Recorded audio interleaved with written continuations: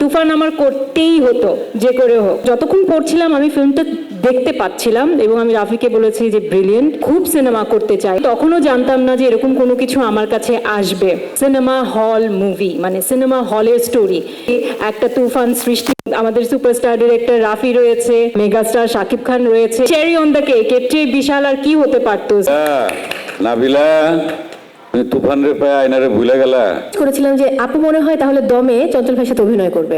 পরে যখন পোস্টার দেখলাম তুফানের, আমার মাথার উপর দিয়ে তুফান আসলে উড়ে গেল, এরকম একটা অবস্থা। যাই হোক, আমার এবার মাসুমা রহমান নাবিলা আপনার কাছে জানতে চাওয়া যে সেই 8 বছর পর আবার বড় পর্দায় আপনি কাজ করলেন, সেখানে রয়েছেন বাংলাদেশের মেগাস্টার শাকিব খান, রয়েছেন ওপার বাংলার মিমি চক্রবর্তী এবং আপনার আয়নাবাজি রায়না। মানে আপনার আসলে কি এক্সপেকটেশন, যদি একটু জানতে চাই আপনার অভিজ্ঞতা, তাহলে কি বলবেন?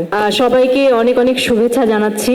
সবাইকে অনেকদিন পর একসঙ্গে পেয়ে, বিশেষ করে আমার অনেকদিন পর সবার সঙ্গে একসঙ্গে দেখা, খুবই ভালো লাগছে। বউয়ের যে প্রশ্নটা ছিল, আমার আসলে সেই প্রশ্নের উত্তরে আমাদের ডিরেক্টর রাফি অনেকখানি উত্তরটা দিয়ে দিয়েছিল। এই আয়নাবাজির পর থেকে আসলে সবাই আমাকে একটা প্রশ্ন করতো, কবে একটা সিনেমা করব, এবং আমি বরাবরই বলে আসছিলাম যে আমি আসলে খুব সিনেমা করতে চাই। এমনটা নয় যে আমি সিনেমা আমাকে দেখা যায়নি, বাট আমার অপেক্ষাটা আসলে অনেক বেশি দীর্ঘ হয়ে গেছিল, কারণ আমি আসলে যেরকম সিনেমার সঙ্গে যুক্ত হতে এলাম তাই আসলে আসছিল না, বা আমার কখনো মনোপুত হয়নি বা মনে হয়নি আমি এরকম একটা সিনেমার সঙ্গে যুক্ত হতে চাই। কাজে অপেক্ষাটা একটু বেশি দীর্ঘ হয়ে গিয়েছিল। মৌ যে বলছিল আমাকে প্রেস কনফারেন্সে দেখেছে, আসলে তখন প্রেস কনফারেন্সে আমি গিয়েছিলাম, আমাকে আমন্ত্রণ জানানো হয়েছিল বলে আমি নর্মালি দর্শক হিসেবে শুভেচ্ছা জানাতে গিয়েছিলাম আলফাই চরকিকে। আমি তখনও জানতাম না যে এরকম কোনো কিছু আমার কাছে আসবে, এবং রাফি আমাকে বলে আপু একদিন আসো। করেছিলাম যে মনে হয় যেহেতু তুফানের অ্যানাউন্সমেন্ট হয়েছে, হয়তো এই প্রজেক্ট নিয়েই আমার সঙ্গে কথা বলবে। তো গল্প যখন আমি পুরো স্ক্রিপ্টটা পড়ি, পুরো স্ক্রিপ্ট পড়ে আমার কাছে জাস্ট আমি পুরো ভিজুয়ালাইজ করে ফেলেছিলাম পুরো ফিল্মটা, যে it's like a cinema hall movie, মানে সিনেমা হলের স্টোরি। মানে আপনি পুরো এটা বড় পর্দায় না, মানে বড় পর্দায় দেখার জন্য একটা যে মজাদার বিষয়টা আছে সেটা এই স্ক্রিপ্টে, এই গল্পে রয়েছে। কাজে আমি যতক্ষণ পড়ছিলাম আমি ফিল্মটা দেখতে পাচ্ছিলাম, এবং আমি রাফিকে বলেছি যে ব্রিলিয়েন্ট। রাফি আমাকে বলেছে যে আদনান আদিব খান লিখেছেন, তো আমার খুবই ভালো লেগেছে।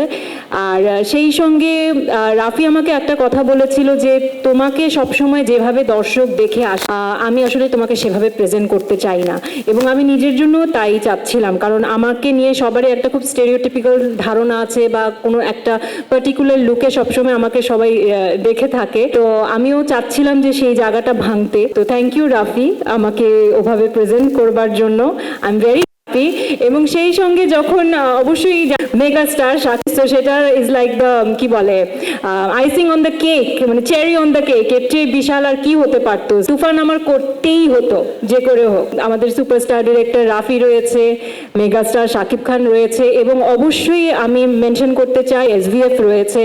তারা যখন একসঙ্গে, তখন আসলে সাহস, ভরসা, বিশ্বাস আরো বেড়ে একটা তুফান সৃষ্টি এবং ছড়িয়ে দেন তুফানের ব্যাপারে, যাতে সবাই দলে বলে হলে আসে। So thank you so much. Nabila, তুমি তুফান রে পায় আয়নারে ভুলে গেলা। ঠিক আছে ব্রাদার, তাই হয় দিয়ে দিলাম।